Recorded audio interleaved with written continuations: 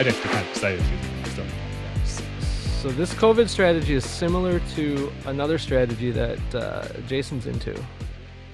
Yeah, well, I don't know if this is my preferred strategy, but I think it ties closely. This isn't what you've done isn't the zero RB strategy, but I think that we should talk about the zero RB strategy because you're going to find a lot of similarities. Yeah. So in a zero RB strategy, essentially we're paying up for all of these other positions, and then we're going to look at the running backs and figure out what we can fill out there. Now, some people will go zero RB and tell you to look at a guy like who's going for maybe kind of in that, 15 to 25 range at running back.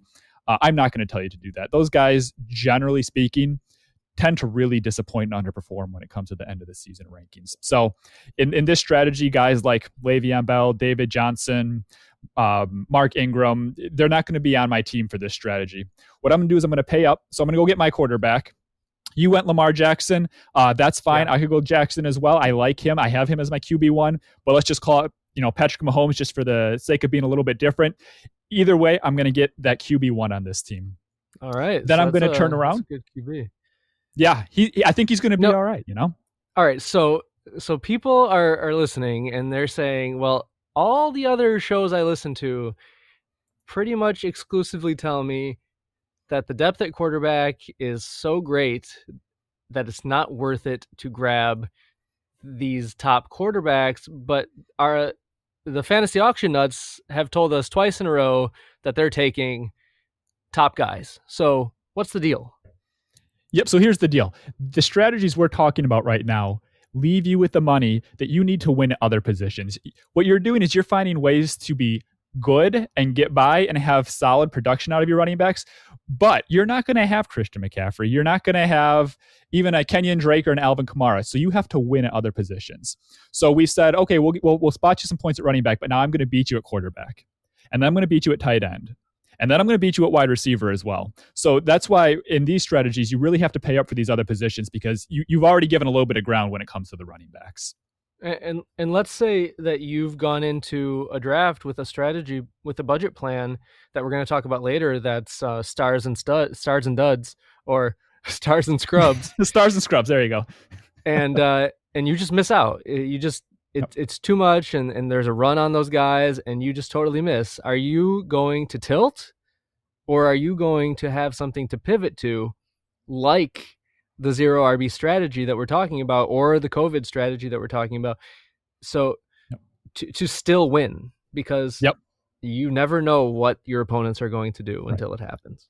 Well, and every auction is going to be so different. So you're going to show up to every auction with a plan A, B, C, and D, because plan A is going to get blown real quick if you don't get the guy you want, kind of thing. So you need to be flexible and ready to pivot. So with my zero RB strategy, Lamar Jackson. I've got Lamar Jackson. And then I'm going to turn around and I have Kittle as my tight end one this year. So I'm going to go get Kittle. You're going for just a few bucks less than Kelsey. So I'll save a couple bucks there, but I'm still getting what I believe is the best tight end in fantasy football this year. All right. Then I'm going to look at my wide receivers. Again, I don't typically endorse paying up for the wide receiver one, but I'm going to leave the draft with the best players I can because now I have to beat you at wide receiver because I'm not going to beat you at running back. So I'm going to pay up and I'm going to get Devontae Adams. I'm going to take Tyreek Hill as well. Oh, nice. So that's just shy of $100 worth of wide receivers there. So then I'm going to turn around and I am high on DJ Moore this year. I need more. You have a quarterback and a tight end and two receivers. You're not going to go get a running back yet? Nope. I'm passing a running back again. My flex is going to be a receiver as well. Generally speaking, after you get past that elite tier of top 10-ish running backs, that second tier, those guys that are 11 through 25 or even deeper than that, really, wide receivers are going to score more points for your dollars. So I'm probably going to end up getting more receivers and flexing a receiver just because I'm going to get more points for my dollars. So, all right. So you have just taken DJ Moore in your flex and you're down to like $15. So I am. You have no running backs. You're and I have no players on my bench. You're screwed. What are you going to do? All right. So I'm going to spend $1 on every player on my bench. So that gives me about $7-8 here to spend on running backs. So I'm going to get a guy who's going to touch the ball, who's going to carry the load for his team, and who's just going to have a consistent, if unspectacular, ceiling here. I'm going to turn around. I'm going to get Jordan Howard. Jordan Howard is, first of all, an underrated talent. I do believe that. But second of all, he's going to be the guy in Miami. He's going to get all the work that he can handle there. And so I think that he's going to have solid production for me week after week. I don't think that he's going to ever finish as the running back one this season, but I also think that he's always going to give me some points. I'm not going to have any weeks where he just totally blows up for me. So Jordan Howard.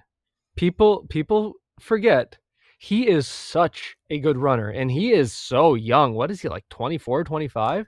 I think he's 26 this season, but still, that was my next number. Keep counting up there. So he is like the Roth IRA of running backs. He's just safe, old, reliable. He's costing Jason $2 in this strategy.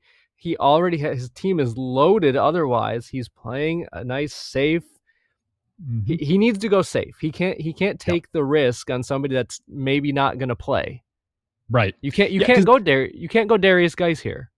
I can't go Darius Geis. I'm not going to go with Cam Akers or DeAndre Swift because I don't know what their roles are going to look like. They're guys that you could look at, but I want somebody who's consistent and I know is going to be a part of the offense. Okay, you could go DeAndre Swift, but you can't because he's too expensive. All right, fair enough. All right. DeAndre Swift may be the best running back in the world right now. We don't know. Yeah, I'm not convinced, but I think there's the upside there. So then my other running back is going to be Jordan Howard 2.0. Well, that's not fair to say to Jordan Howard. I apologize, Jordan Howard. Okay. But this is a guy who's going to get at least as many touches as Jordan Howard is. He's going to have the same kind of reliable consistency that Jordan Howard is going to have. I'm going to get Sony Michel. This is unspectacular. It doesn't excite anybody, but Sony Michel is going to carry the ball there. I don't think it's going to be super efficient. I am a little bit concerned about Cam Newton stealing some of his touchdowns, but Sony Michel is going to get 220, 230 touches. I don't really have a lot of doubt about that. So I'm going to put Sony Michel on my team. And again, I'm going to walk away with, 8 to 10 points every week, probably. Okay. You just scratched off everything I said. You need somebody who there's no question marks about, and you got Sony Michel who has no knees. There is, you know what? I don't have a lot of question marks about Sony Michel having a role in this offense. Injury is a factor for every player, so I'm not going to factor that in as much. I'm just going to say Sony Michel is going to be a part of this offense. I don't have a doubt that he's going to be the lead tailback. I just think that his ceiling is really limited. All right, so I got him for $4. The lesson here is that I'm looking at this list. That's your guy at $3. I mean, everybody else that's $3 might not play. So when you're looking at Keyshawn Vaughn, Darius Geis, J.K. Dobbins, Tariq Cohen, these are the guys. Darrell Henderson, Phillip Lindsay. You can't get those guys. I mean, Sony Michel is the safest guy at that value, so that's risky. Yep, it's risky, but I know he has a role. So I know he has a role. I've got some consistency, some solid guys lined up. Now I'm going to start filling out that bench with $1 players, and here's where again I'm going to look at the running backs now because I have Lamar Jackson, I have George Kittle, I have 2 elite wide receivers. If something happens to one of those guys, three elite wide receivers. Sorry, if something happens to one of those guys, I'm probably going to be in trouble. I'm not going to have a guy on my bench probably just as good as those guys.